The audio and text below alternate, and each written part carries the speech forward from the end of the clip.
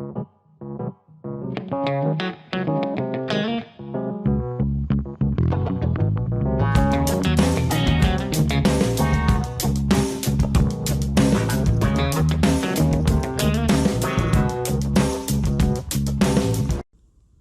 guys, welcome back TV Spoilers. Thursday, I'm going to reveal to viewers the dramatic events that unfolded on Thursday that might surprise them. Victoria actually rebelling against her own father. How will Victor react to being betrayed by his daughter? Victor has never been the type to only win superficially. For him, a blow is only valuable when it not only defeats the opponent, but also forces them to feel crushed from within. Therefore, targeting the Chancellor wasn't enough. That was just a public battle, something everyone could see, talk about, and name a familiar-like business war between two families already accustomed to hatred. What Victor truly wanted wasn't just to reclaim a company or force Billy out of a position of power. What he wanted was to break Billy's will in the most private place, where there were no shareholders, no lawyers, no flowery business justifications or control. He wanted Billy to understand that when confronting Victor Newman, failure wouldn't end in the boardroom.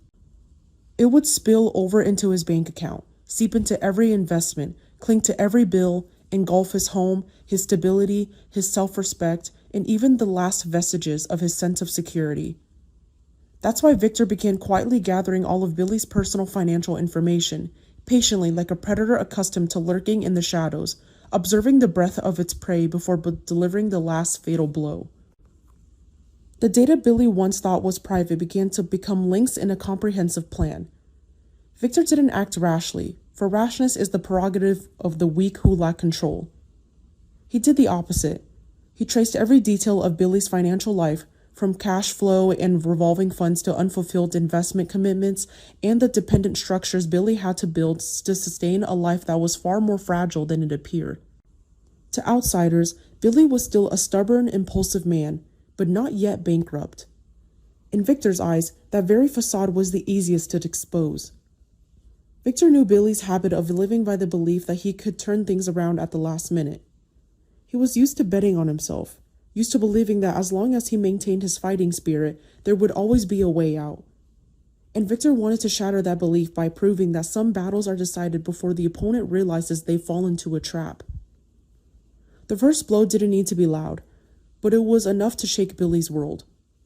A bank account freeze notification appeared like a cold, sharp cut straight at the complacency he tried to maintain.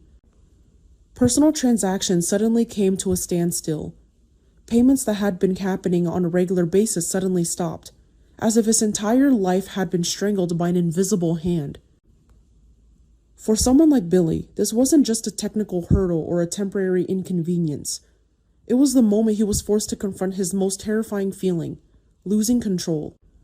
He could accept criticism, he could accept suspicion, he could even live through a series of public failures if he still felt he was in control of his next move. But seeing his accounts locked, payments suspended, his own financial connections simultaneously ceased brought a far deeper form of humiliation. It transformed him from a fighter into someone locked in his own life, as if all familiar doors had suddenly slammed shut.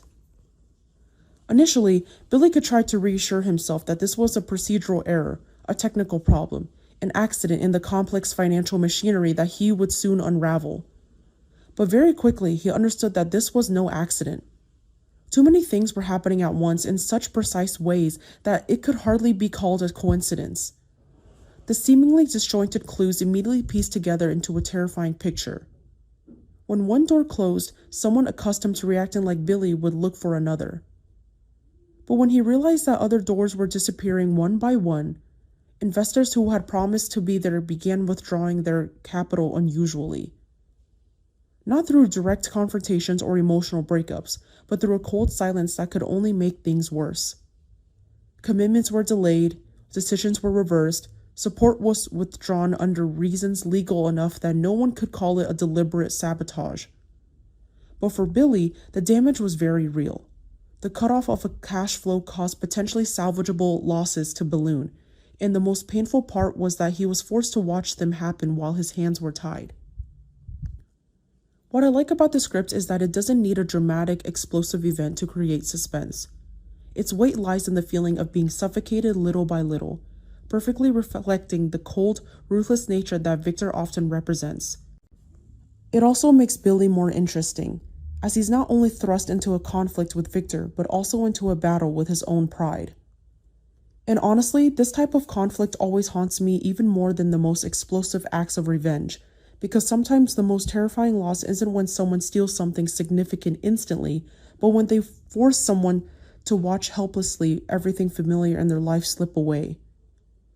If Y&R truly pushes this narrative further on screen as you're building it, this will be one of the most painful and intense approaches, because it's not just about power, but also about the feeling of being pushed to the point where you have nothing left to hold on to.